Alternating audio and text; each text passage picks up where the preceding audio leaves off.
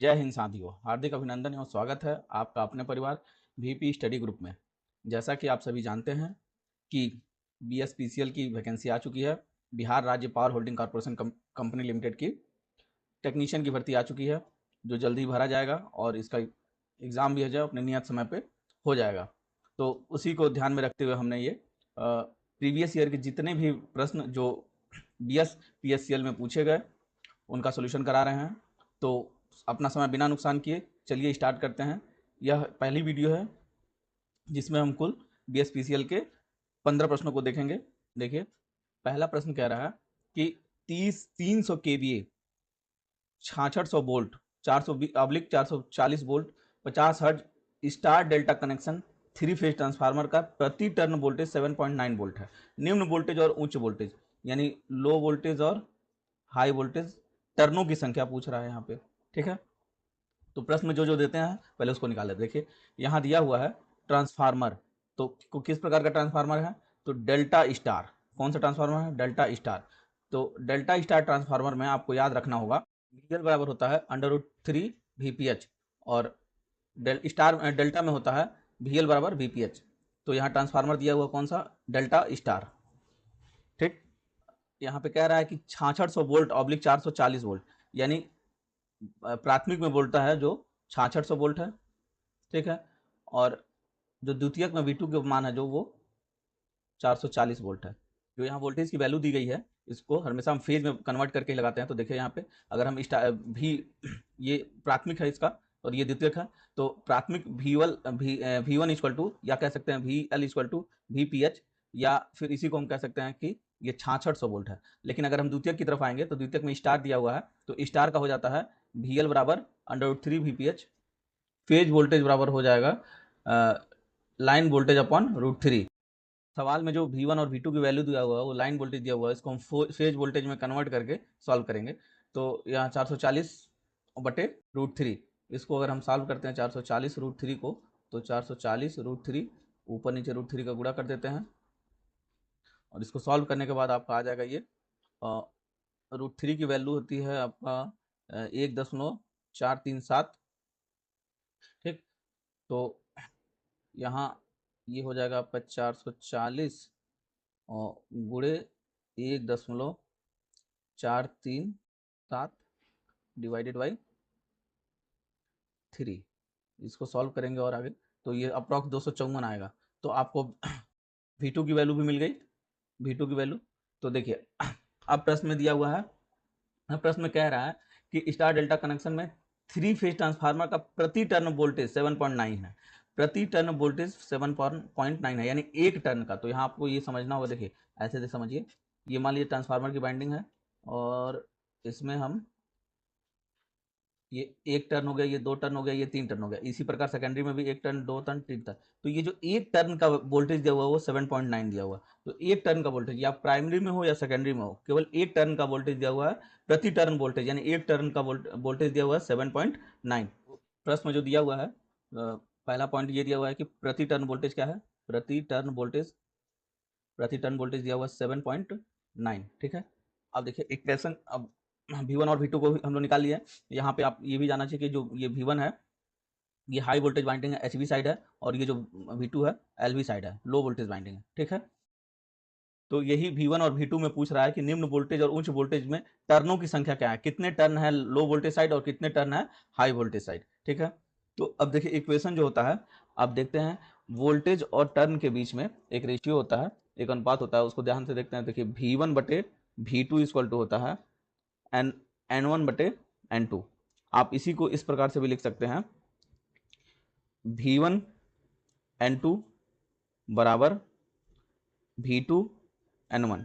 ठीक है, अब ये आप चाहें इसको इस तरीके से भी लिख सकते हैं, V1/N1 इक्वल टू V2/N2। ठीक है, और यही देखिए V2/N2 या V1/N1 का ही मान ये दिया हुआ है 7.9। तो ये ध्यान रखिए। एक बात यहाँ यह भी ध्यान रखिए कि ये जो V2 है यानी सेकेंडरी साइड है, ये लो वोल्टेज साइड है, इसको लो वोल्टेज साइड कहेंगे, और ये जो V1 है ये हाई वोल्टेज साइड है, HV हाई वोल्टेज साइड। ठीक है, तो ये हम अब V2 के साइड यानी लो वोल्टेज के साइड टर्नों की संख्या निकालेंगे। तो देखिए low voltage side, low voltage side, low voltage side टर्नों की संख्या N2 इक्वल टू N2 की संख्या। तो क्या हो जाएगी, अब देखिए देखिए ध्यान से, अब यहाँ पे इसी फॉर्मूले से V2 बटे N2 इक्वल टू V1 बटे N1, V1 बटे N1। तो आप ध्यान से देखिए ये V1 बटे N1 की वैल्यू यहाँ पे दिया हुआ है 7.9, V1 बटे N1 की वैल्यू दिया है 7.9, और हमको यहाँ से निकालना क्या है N2, यानी नंबर ऑफ सेकेंडरी टर्न, इसी को हम क्या बोल रहे हैं, लो वोल्टेज साइड। देखिए V2 बटे N2 इक्वल टू 7.9, V2 की वैल्यू अभी हमने निकाला 254, ठीक, और N2 की वैल्यू हमको पता करना है, तो N2 इक्वल टू हो जाएगा N2 इक्वल टू 254 बटे 7.9। तो यहाँ से आपको ये सॉल्व करेंगे तो मिल जाएगा 32 टर्न। तो N2 यानी लो वोल्टेज के साइड हमको टर्न निकल गया 32, ठीक है। अब high voltage side, LV side अब निकालते हैं क्या, LV साइड यानी N1 में टर्नों की संख्या, ठीक है। तो अब यहाँ से फिर से वही फॉर्मूला, V1 बटे N1 इक्वल टू V2 बटे N2। अब यहाँ ध्यान दीजिए कि V2 बटे N2 की वैल्यू यहाँ पे दी हुई है, V2 बटे N2 की वैल्यू भी दी हुई है यहाँ पे 7.9, ठीक है। तो देखिए यहाँ हो जाएगा V1 बटे N1 इक्वल टू 7.9, ठीक है, और यहाँ से V1 की वैल्यू रख देते हैं, तो 6600 बटे N1 इक्वल टू 7.9, और अगर यहाँ से हम N1 की वैल्यू निकालना चाहें तो N1 इक्वल टू हो जाएगा 6600 बटे 7.9, ये दशमलव हटा के ऊपर एक जीरो बढ़ा लेंगे तो 66,000 हो जाएगा ये ऊपर बटे 7.9, और इसको यदि काटते हैं हम तो आएगा ये 835 टर्न।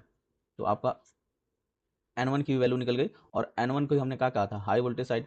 तो देखिए यहाँ पे 32 और 835, तो हमारा पूछा है कि निम्न वोल्टेज और उच्च वोल्टेज साइड। तो निम्न वोल्टेज साइड यानी लो वोल्टेज साइड N2 था, तो N2 की वैल्यू हो गई 32 टर्न, और हाई वोल्टेज साइड यानी 800 हाई वोल्टेज साइड N1 था, तो N1 की साइड हो गया 835 टर्न। तो आपका आंसर हो जाएगा सही ऑप्शन सी।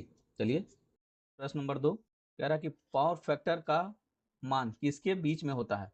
तो देखिए पावर फैक्टर की बात कर रहा है, तो पावर फैक्टर जो होता है वोल्टेज और करंट के कोण का कोसाइन होता है। तो पहले पावर फैक्टर के बारे में समझ लेते हैं। देखिए पावर फैक्टर वास्तविक शक्ति बटे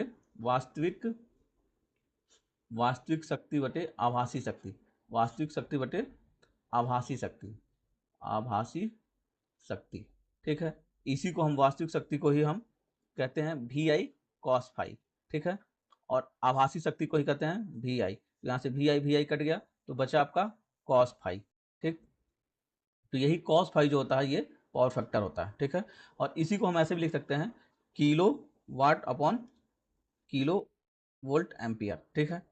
तो या कहीं कहीं R/Z भी लिखा जाता है, तो R/Z भी लिख सकते हैं। तो ये सभी जो है पावर फैक्टर का ही है, लेकिन आपको ये बात याद रखनी है कि पावर फैक्टर का जो मान होता है वो 0 से 1 के बीच में होता है। इसके बीच में लाई करता है 0 से 1 के बीच में। तो यहाँ पे सही उत्तर क्या हो जाएगा, ऑप्शन डी। कई बार प्रश्न पूछा गया है कि पावर फैक्टर किसके किसके बीच का रेशियो होता है, तो वास्तविक शक्ति और आभासी शक्ति के बीच का होता है, या किलोवाट और केवीए के बीच का होता है, या R/Z के बीच होता है। तो ये सारे पॉइंट आपको याद रखना है। तो चलिए अगला प्रश्न देखते हैं। देखिए 3 नंबर प्रश्न कह रहा है कि अ 4 पोल 3 phase 50 hertz induction motor run at a speed of 1455 RPM speed, the frequency of the induced EMF in the rotor under this condition is. मतलब ये कह रहा है कि पहले तो सवाल में देख लीजिए क्या क्या निकाला दिया हुआ है, उसको निकाल लेते हैं। देखिए पोल का मान दिया हुआ है 4, P 4 पोल, फेजों की संख्या दिया हुआ है 3 फेज, ठीक है। फिर फ्रीक्वेंसी दिया हुआ है 50 हर्ट्ज, ठीक है। फिर ये इंडक्शन मोटर 1455 आरपीएम की गति से चल रहा है, यानी NR का मान दिया हुआ है, रोटर की स्पीड दिया हुआ है 1455 आरपीएम रोटेशन पर मिनट, ठीक है। तो उसके बाद पूछ रहा है कि इस स्थिति में घूर्णक में प्रेरित ईएमएफ की आवृत्ति क्या होगी, यानी rotor frequency FR, rotor frequency पूछ रहा है।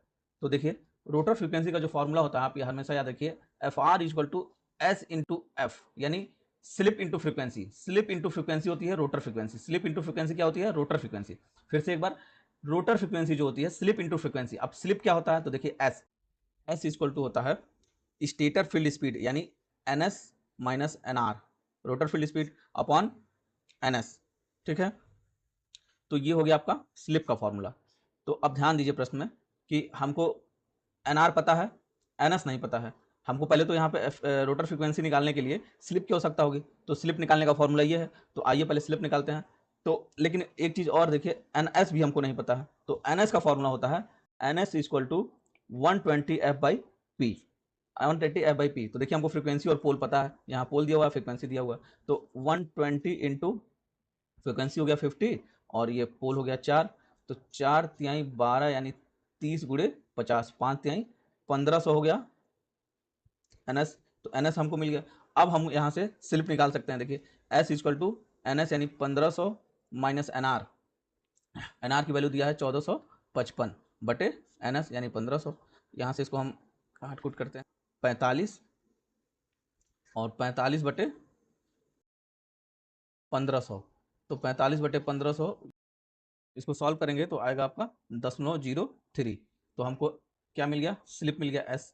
आप देखिए FR इक्वल टू, अभी हमने बताया FR equal to S into F, तो S मिल गया 0.03 और इंटू फ्रीक्वेंसी पहले से पता है 50। तो अब इसको गुणा कर दीजिए आपस में, तो ये हो जाएगा आपका 5 तिहाई 15 और जब इसे गुणा करेंगे तो ये आ जाएगा 1.5 हर्ट्ज, ठीक है। तो देख लीजिए प्रश्न में कहाँ दिया 1.5 हर्ट्ज, तो 1.5 हर्ट्ज ऑप्शन सी में, तो यही सही उत्तर हो गया आपका। 4 नंबर प्रश्न कह रहा है कि 3 phase 415 volt 15 horse power squirrel cage motor के कंट्रोल स्विच के मानक रेटिंग क्या होगी। चिन्ह और संकेत समान प्रचलित दर्शाते हैं। तो देखिए वोल्टेज कितना दिया हुआ, ध्यान दीजिए वोल्टेज दिया हुआ है कितना 415 वोल्ट, ठीक है। फिर दिया हुआ है इफिशियंसी 0.85, ठीक। पावर फैक्टर का मान दिया हुआ है PF, पावर फैक्टर 0.85 ये भी दिया हुआ है, ठीक है। अब कह रहा है कि और पावर कितना दिया हुआ P दिया हुआ 15 हार्स पावर। तो 15 हार्स पावर, अब देखिए 1 हार्स पावर और कितना होता है, 1 हार्स पावर होता है 746 वाट। तो अगर ये इसको हम वाट में कन्वर्ट करेंगे तो 15 हार्स पावर को वाट में कन्वर्ट करिए तो ये हो जाएगा आपका 15 गुणे 746। जब आप इसे गुणा करेंगे तो ये आएगा 11,190 वाट, ठीक है। तो यहाँ ये भी निकल गया। अब पूछ रहा है कि कंट्रोलिंग स्विच के मानक रेटिंग ज्ञात करिए। तो रेटिंग, करंट रेटिंग ज्ञात करने की बात कर रहा है, तो आपको दो फॉर्मूले याद रखने होंगे। दोनों फॉर्मूले मैं यहाँ लिख रहा हूँ, ध्यान दीजिएगा।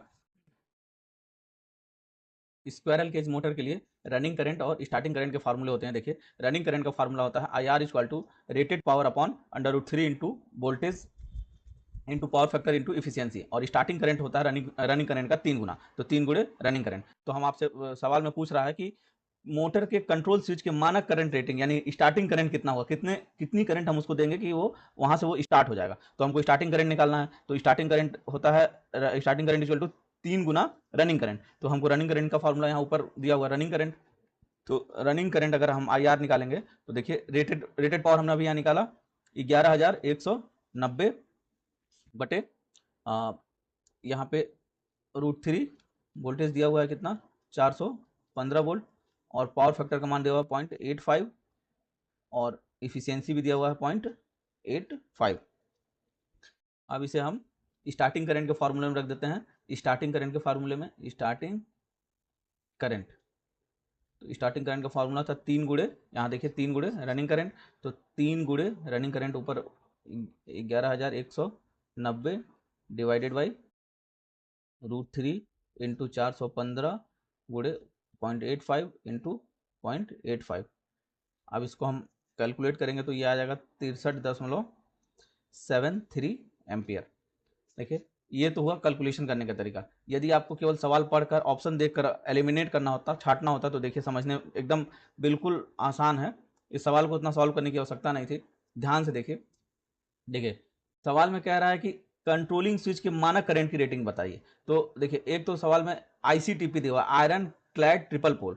तो आयरन क्लैड ट्रिपल पोल के साथ कभी भी न्यूट्रल नहीं होता है। तो आयरन, क्योंकि तीनों के तीनों पोल ही हैं, तीनों के तीनों फेज ही हैं, तो इसके साथ न्यूट्रल नहीं होता। तो आयरन क्लैड ट्रिपल पोल और न्यूट्रल दिया हुआ, तो ये वाला ऑप्शन कट गया, ये ऑप्शन नहीं हो सकता। यहाँ पे देखिए ICTP आयरन क्लैड और फिर न्यूट्रल दिया हुआ, तो ये भी ऑप्शन खत्म, तो 2 ऑप्शन एलिमिनेट हो गया। तीसरा ऑप्शन देखते ICTP 500 वोल्ट, सवाल में ही दिया हुआ है 415 वोल्ट पर ऑपरेट हो रहा है, 400 जब वोल्टेज 415 ही है तो 500 वोल्ट तो होने की चांसेस ही नहीं है। तो आईसीटीपी 500 वोल्ट ये भी खत्म हो गया। तो आपका इकलौता आंसर बच गया आईसीटीपी 415 63 एम्पियर। तो यही 63 एम्पियर आप यहाँ निकाले थे। आप इसको छाट के भी लगा सकते थे अगर आपके पास फार्मूला भी नहीं होता, अगर केवल बेसिक्स जानकारी होती तो ये सवाल सॉल्व हो जाता। तो देखिए ऑप्शन सी यहाँ सही हो गया।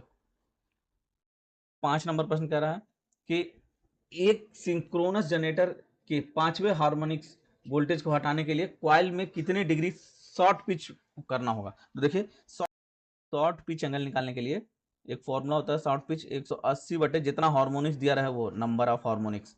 तो 5वां हार्मोनिक्स दे रहा है तो 180 बटे 5, तो इसको काटेंगे तो हो जाएगा आपका 5 3 15 36 18 36 degree. 36 degree electrical, 36 degree electrical देखिए कहाँ है, 36 डिग्री इलेक्ट्रिकल। तो 36 डिग्री इलेक्ट्रिकल ऑप्शन सी में है। तो आपका सही उत्तर क्या हो गया, ऑप्शन सी। नंबर प्रश्न देखते हैं। कह रहा है 50 hertz hydro electric power plant में 4 पोल अल्टरनेटर की रोटर गति क्या होगी। तो रोटर गति देखिए फ्रीक्वेंसी दिया हुआ है कितना 50 हर्ट्ज, और पोल की संख्या दिया हुआ कितना 4। अभी हमने थोड़ी देर बाद बताया एनएस यानी रोटर फील्ड की स्पीड यानी रोटर की गति। तो एनएस इक्वल टू होता है 120 एफ बाई पी। तो 120 एफ का मान दिया हुआ है 50 और पी पोल का मान दिया हुआ है 4। तो 4 तिहाई 12 30 पानते हैं 1500 आरपीएम हो गया। ये भी सवाल पूछा गया था 1500 आरपीएम। तो आपका ऑप्शन सही हो गया ए। नंबर प्रश्न देखिए। कह रहा है कि 36 slot 6 pole single layer 3 phase winding का डिस्ट्रीब्यूशन फैक्टर क्या होगा। डिस्ट्रीब्यूशन फैक्टर यानी केडी पूछ रहा है। डिस्ट्रीब्यूशन फैक्टर को केडी कहते हैं। और यहाँ दिया गया है साइन 15 का मान 0.2588। प्रश्न में दिया हुआ स्लॉट, स्लॉट कितना दिया हुआ है 36, ठीक है। पोल दिया हुआ है पोल 6 pole, single layer 3 phase winding है। फेज कितना दिया हुआ है, फेज है 3 फेज, ठीक। अब डिस्ट्रीब्यूशन फैक्टर पूछ रहा है तो डिस्ट्रीब्यूशन फैक्टर के डी इक्वल टू होता है, फॉर्मूला इसका याद रखिए, साइन एम बीटा बाई 2 बटे m sine beta by 2, m sine beta by 2। अब मेरे पास तो केवल पोल है, स्लॉट है और फेज पता है, ना एम पता है ना बीटा पता है, और एक वैल्यू और दिया हुआ है साइन 15 का मान, साइन 15 का मान दिया हुआ है 0.2588। देखिए सबसे पहले बीटा इक्वल टू होता है 180 बाई एन।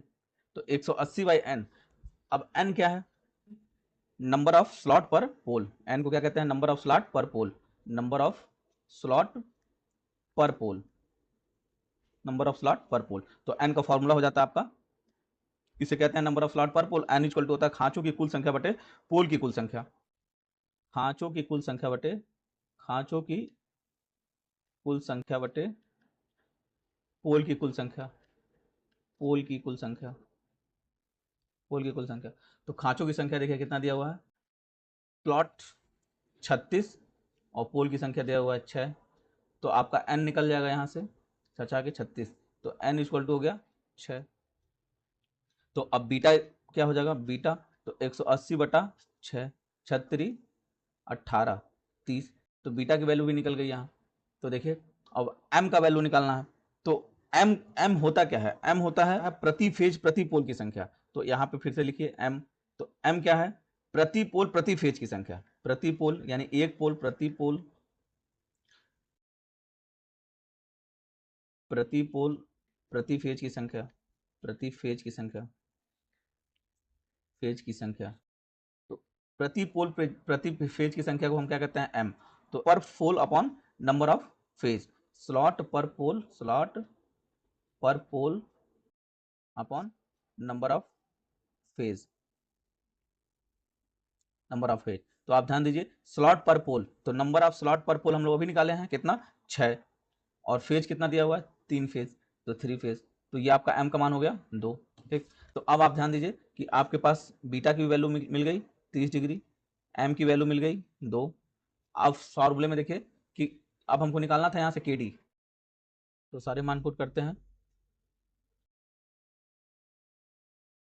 देखिए साइन एम की वैल्यू 2, बीटा की वैल्यू 30/2 बटे एम की वैल्यू 2, साइन बीटा की वैल्यू 30/2।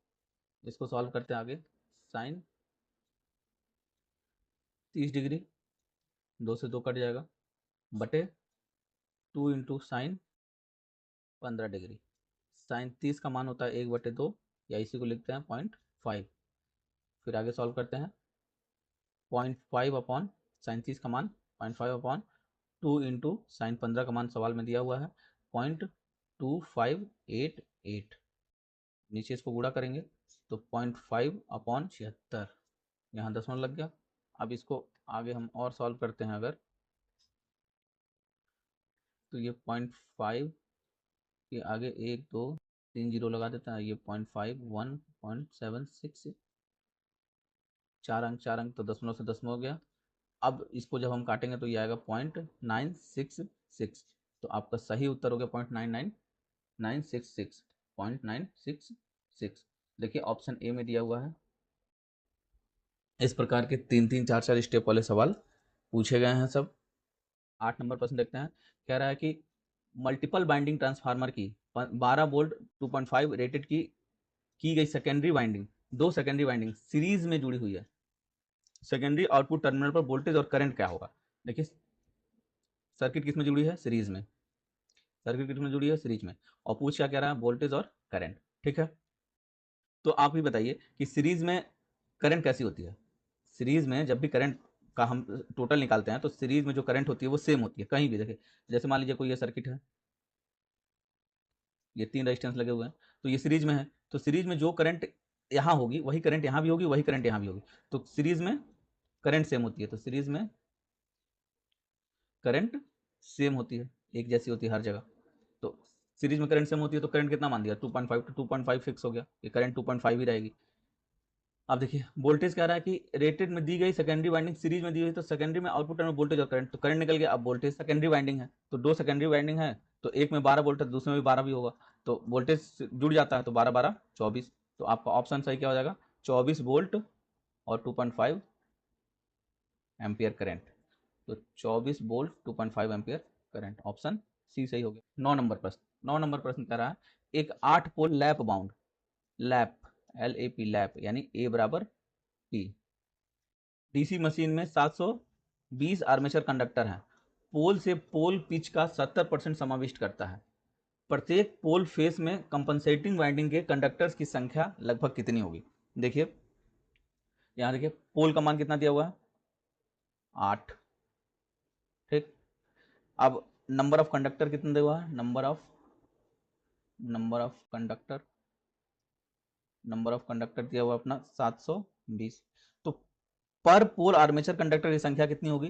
पर पोल आर्मेचर कंडक्टर की संख्या, आर्मेचर कंडक्टर की संख्या, पर पोल आर्मेचर कंडक्टर की संख्या कितनी हो जाएगी? 720/8। इसको काट देंगे, 9×8 = 90। तो पर पोल कंडक्टर की संख्या हो गई 90। अब सवाल में कह रहा है कि पोल पर पोल पिच का 70% समाविष्ट करता है, तो यानी पोल पिच का जो कवर करता है, जैसे पोल पिच का पोल कवर, तो कितना परसेंट कवर कर रहा है? 70%। 70%, तो 70% का मतलब हो गया आपका 70/100 यानी 0.7, 0.7 ये कवर कर ले रहा। अब आप ही बताइए कि एक्टिव आर्मेचर कंडक्टर कितना होगा? तो कितने कंडक्टर होंगे जो एक्टिव होंगे? तो नंबर ऑफ प्रति पोल आर्मेचर कंडक्टर की संख्या 90, और कितने एक्टिव होंगे जब 0.7 कवर कर रहा है? तो आप इसको ऐसे निकाल सकते हैं कि एक्टिव आर्मेचर कंडक्टर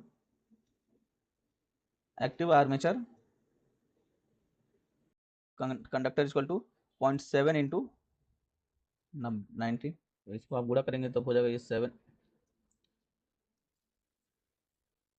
630, एक अंक के बाद दशमलव, ये हो गया 63। ठीक, तो एक्टिव आर्मेचर कंडक्टर कितना हो गया? 63।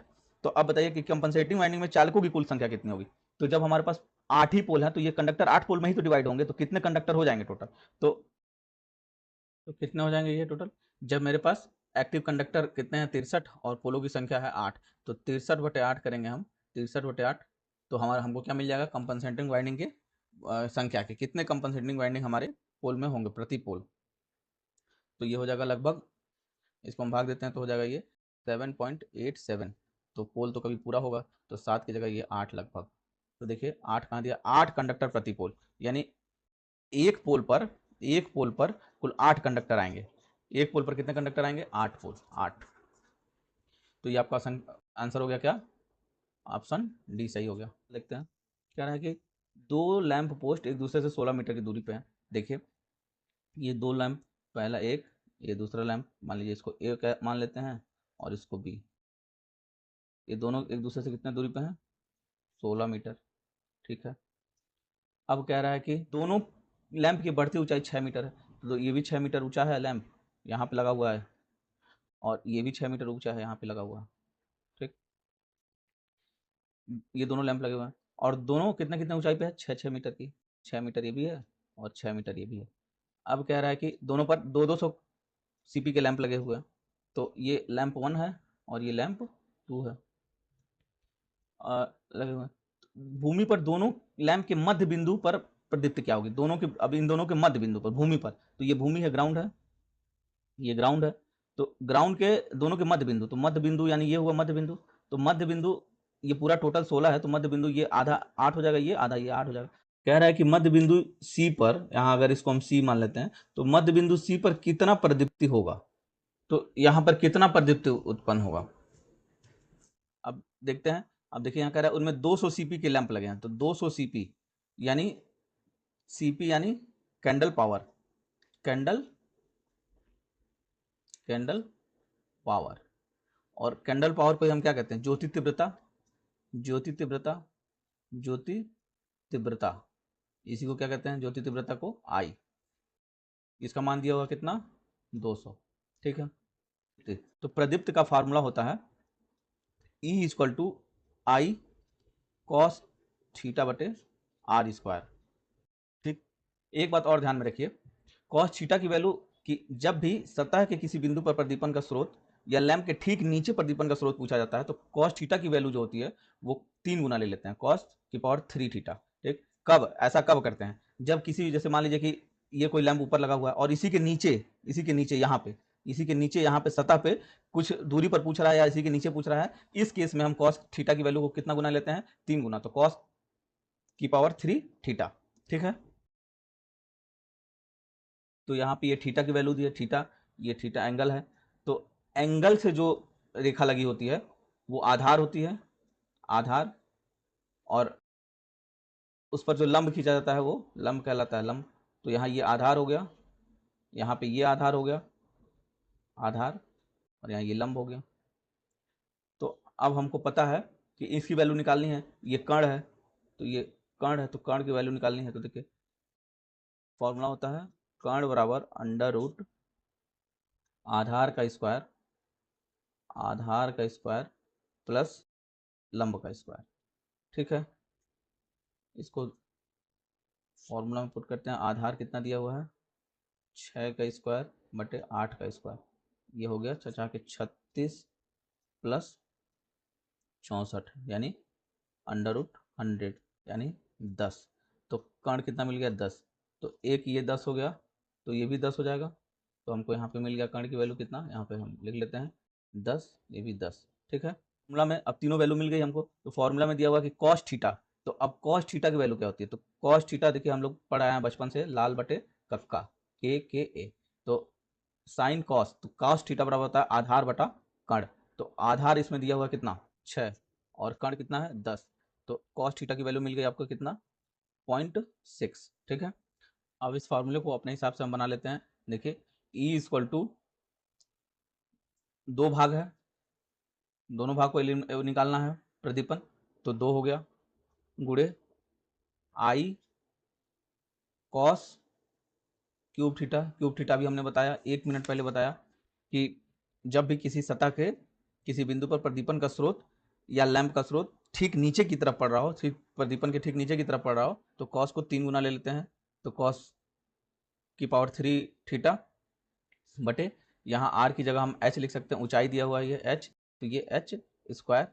अब इसमें हम पुट करते हैं ई इक्वल टू 2 इंटू आई की वैल्यू यहाँ देखिए, ये कैंडिला पावर 200 गुड़े कॉस की पावर 3 यानी 0.6, तो 0.6 इंटू 0.6 इंटू 0.6, और ये हो गया आपका टोटल बटे एच। एच क्या हुआ है, 6 दिया हुआ है ऊंचाई, यहाँ सवाल में यहाँ पे 6,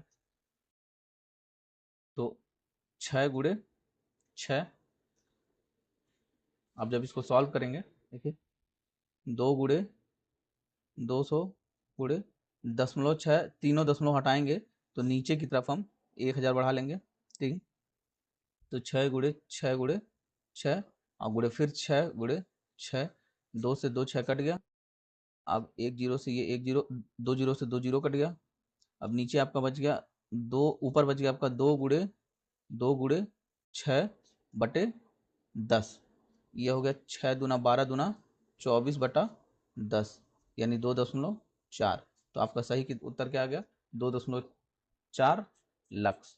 आपका ऑप्शन सही हो गया बी उत्तर सही हो गया क्या, बी। एक दो बार ऐसे प्रश्नों का अभ्यास करेंगे तो आप समझ जाएंगे अच्छे से। 11 नंबर प्रश्न देखते हैं। कह रहा है कि ओपल ग्लास 20% अवशोषण करता है, ठीक। तो अवशोषित अगर 20% कर रहा है तो रिफ्लेक्ट कितना करेगा, 80%, ठीक है। तो एक 0.4 मीटर डायमीटर का एक विशारक गोला 4850 लुमेन प्रकाशीय फ्लक्स के इंडिकेसेंट लैंप के साथ संलग्न होता है, तो गोले की औसत प्रदीप्ति क्या होगी। सबसे पहले तो फ्लक्स कितना दिया हुआ है, एक विसारक गोला 4850 लुमेन प्रकाशीय फ्लक्स, तो फ्लक्स का हो गया FLUX, फ्लक्स कितना दिया हुआ है ये 4850, ठीक है। रिफ्लक्स, तो रिफ्लक्स, अब रिफ्लक्स कह रहा है कि इसका 20% इसका 20% अवशोषित हो जाता है, तो रिफ्लक्स बचता कितना है, तो 80% बचता है, तो किसका, तो फ्लक्स का ना 80%, तो 4850 का 80%, तो 80 बटा 100, तो 4850 का 80 बटा 100, जीरो से जीरो कट गया, जीरो से एक जीरो कट गया, तो 485 गुड़े 8, 485 गुड़े 8। अब कह रहा है कि औसत प्रदीप्ति क्या होगी, तो औसत प्रदीप्ति का फॉर्मूला होता है प्रदीप्ति इक्वल टू, देखिए प्रदीप्ति इक्वल टू होता है प्रदीप्ति equal to reflux upon area. तो एरिया आपका हो जाता है पाई आर स्क्वायर, और रिफ्लक्स का मान दिया हुआ है 485 गुड़े 8, ठीक। अब इसको मान भर देते हैं, 485 गुड़े 8 बटे पाई का मान 3.14 गुड़े आर का मान 0.4 सवाल में दिया हुआ है, यहाँ पे देखिए 0.4 डायमीटर वाला, तो 0.4 इंटू 0.4। अब इसको सॉल्व करते हैं, 3880 अपॉन 3.14 गुड़े 0.4 गुड़े 0.4। जब इसको आप और सॉल्व करेंगे तो आपका उत्तर आएगा 7720 lumen per square metre. Metre में दिया हुआ था तो lumen per square metre, 7720 lumen per square metre, ठीक है। तो आपका सही उत्तर हो गया सी। देखिए 12 नंबर प्रश्न कह रहा है एक 25 megawatt power station has maximum demand, तो सवाल में से निकालते हैं पहले क्या क्या दिया हुआ है, प्लांट कैपेसिटी 25 मेगावाट, सवाल में दिया हुआ प्लांट कैपेसिटी, प्लांट कैपेसिटी क्या दिया है 25 मेगावाट। फिर देख रहा है मैक्सिमम डिमांड कितना है, मैक्सिमम डिमांड दिया है 20 मेगावाट, मैक्सिमम डिमांड दिया हुआ है 20 मेगावाट। अब कह रहा है कि लोड फैक्टर, वार्षिक लोड फैक्टर, एक साल का लोड फैक्टर 50%, ठीक है। प्लांट कैपेसिटी फैक्टर बताइए, तो देखिए प्लांट कैपेसिटी फैक्टर का जो फॉर्मूला होता है, आप ये फॉर्मूला याद रखिए, plant capacity factor equal to होता है, plant capacity factor equal to होता है मैक्सिमम डिमांड, यानी maximum demand upon plant capacity, plant capacity into load factor, ठीक। तो सब कुछ तो दिया हुआ है सवाल में, तो maximum demand 20 megawatt, plant capacity 25 megawatt, load factor 50%, ठीक, परसेंटेज में सवाल भी है, तो ये काट दीजिए आप, 50 दूना 100, 20 दूना 40%, सही उत्तर आ गया आपका 40% प्लांट कैपेसिटी। 13 नंबर प्रश्न कह रहा है कि प्रति मिनट 1.5 मीटर क्यूब को 20 मीटर की ऊंचाई तक उठाने वाले एक पंप को 220 वोल्ट डीसी सप्लाई मोटर पर चलता है, कुल दक्षता 72% है, तो सप्लाई से लिया गया करंट लगभग कितना होगा? करंट पूछ रहा है, आई का मान, ऊंचाई h इक्वल टू दिया हुआ है 20 मीटर, ठीक है, जी का मान होता है 9.8 मीटर पर सेकंड स्क्वायर, ठीक है, टाइम दिया हुआ है प्रति मिनट, एक मिनट बराबर 60 सेकंड प्रति मिनट। पानी का आयतन दिया हुआ है, पानी का वॉल्यूम, पानी का आयतन दिया हुआ है 1.5 मीटर क्यूब, ठीक। पानी का द्रव्यमान मिल जाएगा, देखिए यहाँ पे दिया हुआ सवाल में कि मान लें कि 1.5 मीटर क्यूब पानी का द्रव्यमान 1000 kg है, तो पानी का द्रव्यमान हो गया आपका 0.15 इंटू 1000, तो बराबर हो गया आपका ये 1500 kg, ठीक। और मोटर की दक्षता दे रहा है यहाँ पे, मोटर की दक्षता दे रहा है कितना? 72%। वोल्टेज दिया हुआ है यहाँ पे, सवाल से जो भी निकलना था निकाल चुके हम लोग, वोल्टेज हुआ है 220 वोल्ट। टोटल पावर यहाँ से निकालना चाहें तो आउटपुट पावर निकालना है, कितना टोटल पावर डिलीवर हुआ, तो आउटपुट पावर इक्वल टू होता है आउटपुट पावर, तो आउटपुट पावर इक्वल होता है mgh/t, यानी mgh/t से आप शक्ति निकाल सकते हैं, तो m, क्योंकि हमारे पास m भी है, g भी है, h भी है और t भी है, तो mgh/t से आउटपुट पावर हम निकाल सकते हैं, तो mgh/t, तो m का मान यहाँ पे द्रव्यमान 1500 kg, ठीक है, g का मान 9.8, h का मान 20, टाइम दिया हुआ है 60। इसको जब हम कैलकुलेट करेंगे, आइए कैलकुलेशन कर लेते हैं, ये कैलकुलेट करेंगे तो ये आएगा 4900 वाट। आउटपुट पावर कितना निकल गया? 4900 वाट। अब देखिए इफिशियंसी के रूप में हमको 72% इफिशियंसी दिया हुआ, तो हमको इफिशियंसी का फॉर्मूला पता है कि दक्षता बराबर होता है, दक्षता बराबर आउटपुट अपॉन इनपुट इनटू 100, ठीक है। तो इफिशियंसी दिया हुआ है कितना? 72। आउटपुट पावर हम लोग निकाल लिया, आउटपुट पावर कितना निकालिए? 4900, ठीक। इनपुट पावर हमको नहीं पता है, इनपुट पावर इंटू 100, तो यहाँ से हमको इनपुट पावर मिल जाएगा, तो देखिए, तो यहाँ से इनपुट पावर निकल जाएगा, तो इनपुट पावर इक्वल टू हो जाएगा आपका 4900 गुणे 100 बटे 72, और आपको पता है कि इनपुट पावर जो होता है ये VI होता है, यानी पावर P इक्वल टू होता है VI, तो इनपुट पावर P बराबर VI, तो हम P बराबर VI की जगह, इनपुट पावर की जगह V और I लिख सकते हैं, तो ये हो गया आपका VI इक्वल टू 4900 गुणे 100/72। अब VI में हमको V की वैल्यू दिया हुआ है प्रश्न में 220 वोल्ट, और गुणे I इंटू 4900 गुणे 100/72। अब देखिए यहाँ से हम I की वैल्यू निकालना चाहें तो I इक्वल टू हो जाएगा 4900 गुणे 100/72 गुणे 220। यहाँ से इसको हम सॉल्व करते हैं, तो देखिए ये 0 से 0 कट गया, और ये 11 दूना 22 और 5 दूना 10, ये कट गया। I इक्वल टू हो गया आपका 4900 गुणे 5/72 गुणे 11। अब यहाँ I इक्वल टू हो गया, टोटल गुणा कर लेते हैं, तो 24,500 बटे 792।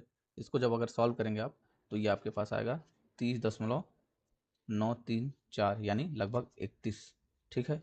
तो आप सवाल में देखिए 31 कहाँ दिया? 31 एम्पियर, तो करंट का कितना मान आ गया? I का मान 31 एम्पियर। तो ये भी सवाल देखिए कितना अच्छा था। 14 नंबर प्रश्न देखिए कर रहा है कि the maximum and minimum stress in the dielectric of a single core cable are 50 kV per centimeter RMS में and 10 kV per centimeter RMS में respectively. If the conductor diameter is 2 centimeter, the operating voltage क्या होगा? और लघुगणक का मान दिया हुआ है, यदि 5 आता है तो उसको हम 1.6094 मान सकते हैं। ठीक है, तो सबसे पहले तो मैक्सिमम और मिनिमम स्ट्रेस का फॉर्मूला हमें पता होना चाहिए, वहाँ से फिर हम देखेंगे कि क्या क्या इसमें निकालना है।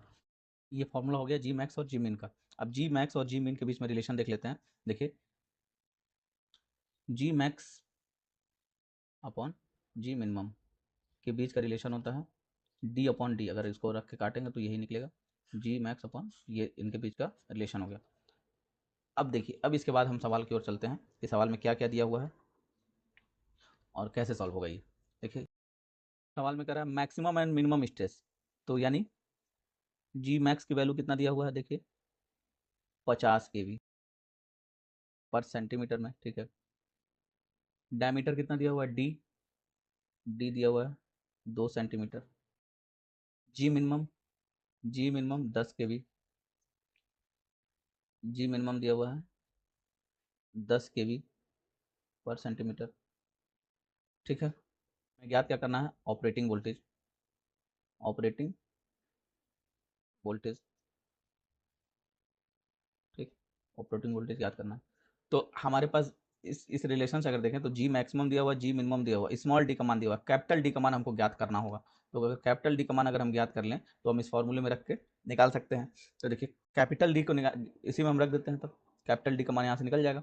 तो जी मैक्सिमम 50, जी मैक्सिमम 50, जी मिनिमम 10, स्मॉल डी का मान 2 और कैपिटल डी।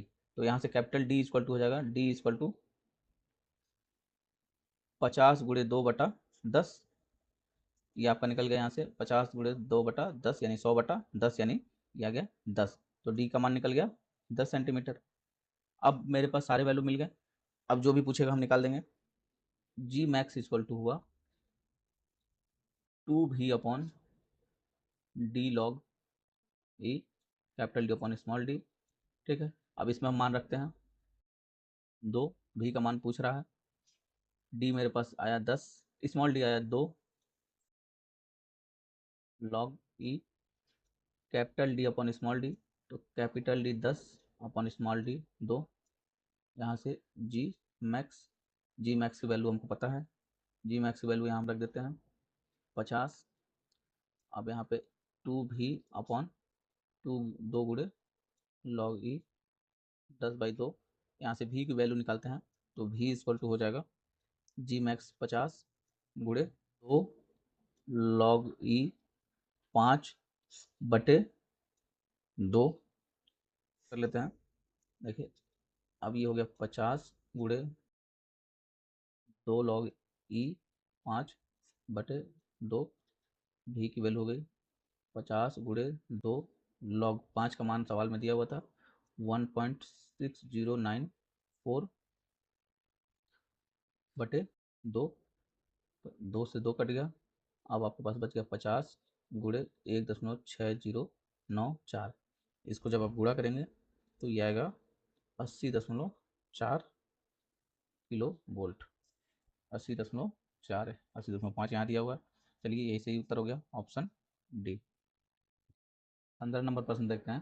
कह रहा है कि यदि किसी रेफ्रिजरेटर की बिजली खपत 680 किलोवाट पर आवर है, बिजली का खर्च 50 पैसे प्रति किलोवाट है, तो 2 वर्ष में बिजली का खर्च कितना होगा। देखिए, ये फ्रिज का जो दिया हुआ है सवाल में, फ्रिज द्वारा बिजली की खर्च, फ्रिज द्वारा बिजली की जो खर्च दिया हुआ है, बिजली खर्च कितना दिया हुआ है 680 किलोवाट आवर। ठीक है, प्रति ईयर, प्रति ईयर दिया, ठीक। और बिजली का खर्च 50 पैसे पर किलोवाट है, तो 50 पैसे पर किलोवाट, बिजली का खर्च कितना है, बिजली का खर्च 50 पैसा पर किलोवाट, तो इसको रुपये में बदलेंगे तो 0.5 रुपये पर किलोवाट आवर। ठीक है, अब टोटल खर्च पूछ रहा है कि 2 वर्ष में टोटल खर्च कितना होगा। टोटल खर्च बिजली का, तो 2 वर्ष में टोटल खर्च होगा 2 इंटू 680 किलोवाट, 1 साल में तो 2 साल में इतना, और पैसा जो है लगा 1 किलोवाट का 5 पैसा, 0.5 पैसा।